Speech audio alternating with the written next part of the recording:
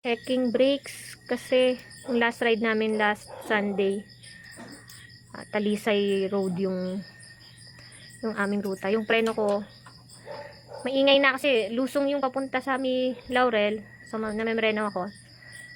Yan, sobrang maingay na, pag sobrang tagal na nagpreno, pag release ng preno ang ingay pa rin niya. So yun, ayan ang natagpuan. Ubos. Yan. Ubos siya. Grabe. Bakal sa bakal na. Buti may stock dito sa galing sa ano. Doon sa isang brake. Sa mechanical brake. Sana sumot siya, sumakto. Medyo makapal pa. Try natin. Pag wala, pag hindi kasya, hindi makakaray bukas. Yan nga. Kaso pan pa to.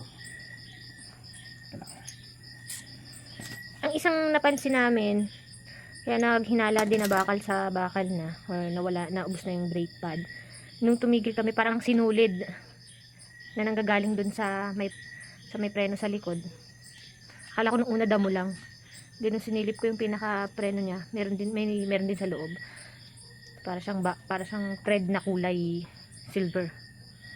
Sakto kaya? Para naman. So, natin. So, hindi na namin pa-check sa bike shop kasi gabi na kami nakauwi. Sinundo niya ako from work. Mukha namang fit siya. Malaga tumigil ano.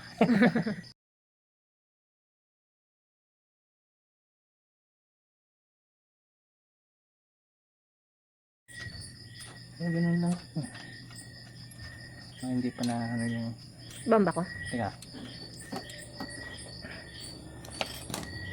Ito ko i-align ko lang. Kasi naman hindi ko magat yan. May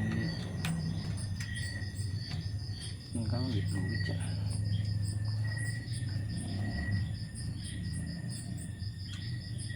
Ano tawag? Mineral oil? Yung ba yan?